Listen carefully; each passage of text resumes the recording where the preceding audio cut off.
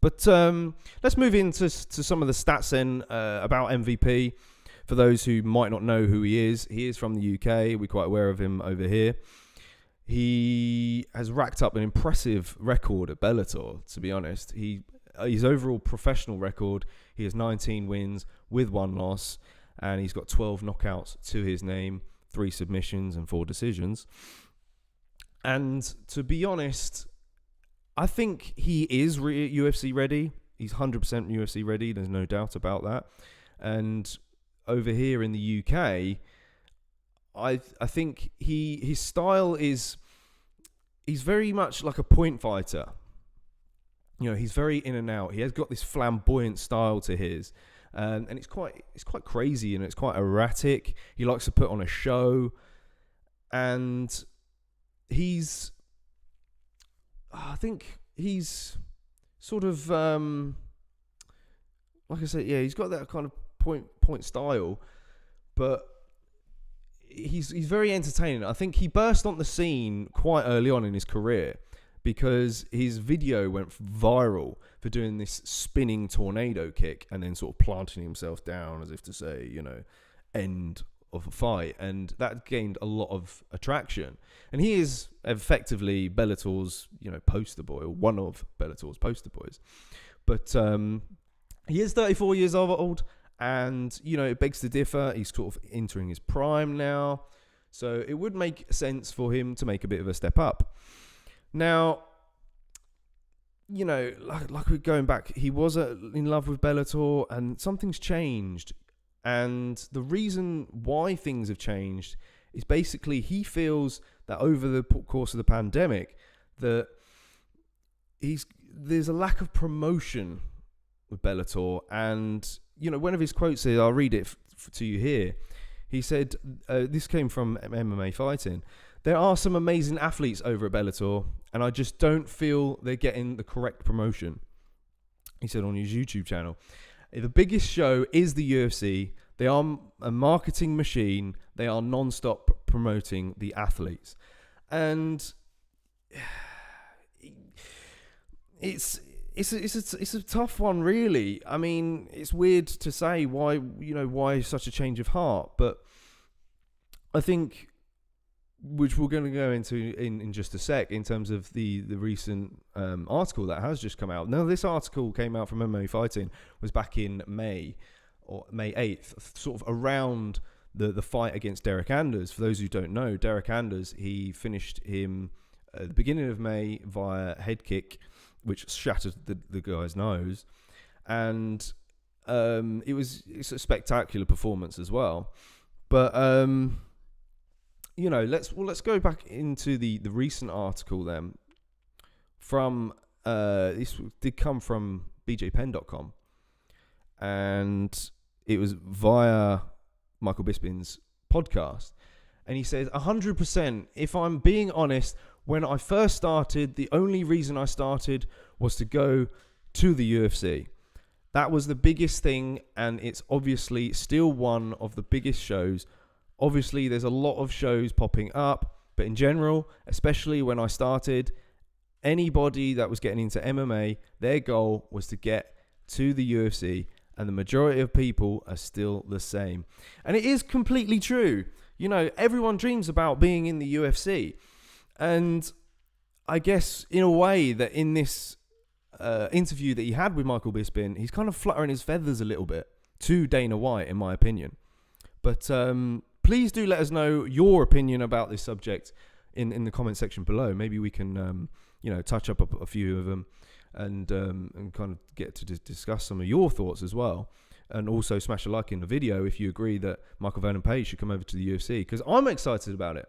You know, I've been excited about it for a number of years now. I think he matches up quite well with a lot of the fighters over there. As I said, he is stepping into his prime, but I guess the question is he ready? I think he's ready. Do you think he's ready? Let us know in the comment section, because he's such a spectacular star, and I think the UFC and Dana White can put a lot of promotion into him. Now, would Dana sign him? Absolutely. I think he would, in a heartbeat. Now, how much does that impact Bellator, you know, when you think about it? Because Bellator, they'd be losing 2 of their star poster boys in the same year. You know, the first one being Michael Chandler. And then therefore, they'd really rely on, I guess, Anthony Johnson now, Yoel Romero, and Pitbull to really, you know, propel them. You know, they need more stars. Oh, and Cyborg as well. Can't forget Cyborg, of course. But he did sign a new contract with Bellator in 2018. It was a 6-fight contract. Now, I think that contract went into play just after the Paul Daly fight, if I'm rightly stating. Now, that's, you think, if you look at his resume, that would be the first fight on that contract was the loss against Diego Lima, which he got knocked out. Very unfortunate. Got caught. It happens. He does really want that rematch with Diego Lima. He has spoken about that before in the interviews, but since having a change of heart, maybe he might just move on from that now. But yeah, going back to the whole contract scenario, so you've got, first fight would be Diego Lima, then you had Richard Kelly, Molino, and Zai, Ross Houston, who's another tough fight as well. They took him to a decision. Now, Ross Houston came out of Cage Warriors, very familiar with him. Great fight that was. But I just question whether Ross Houston was at the same sort of level as Michael Venom Page. It did, make me beg to differ. And then after that, you got Derek Anders. So that's 6. So is MVP now out of contract? Or is he got some kind of role, or had a rolling contract with Bellator after that? It makes you wonder, right? Is this part of the plan to potentially attract Dana's attention to, get that UFC contract that he wants? Probably. He's 34 years old, entering his prime. Probably got, a couple of fights, if that, to test himself. He wants that big move. Makes sense, right? So I guess that then leaves us on to the subject of, what sort of fighters would you like to see MVP fight? I mean, definitely, I think a lot of people have said in the past that they'd like to see him fight Stephen Wonderboy Thompson, because you've got that kind of karate style, very side on, point fighter, and effectively it would be a spectacular fight. Now, if he did enter the UFC, however, where would you slot him in? Would you do exactly the same as what the UFC did to Michael Chandler and put him up against sort of top 10 competition straight away? Or would you like to see him maybe fight one fight outside of just top 15 to maybe get that spectacular kind of walk-off finish that we've seen him do before, especially against Cyborg Santos, that flying knee which created a massive dent in Cyborg's skull, and then market him that way? That would be an interesting one.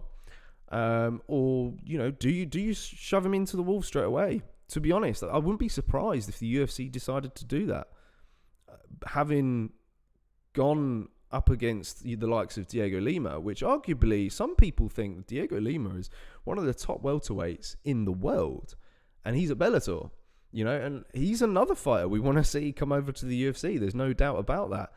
I mean, his brother's over in the UFC. It kind of makes sense, right?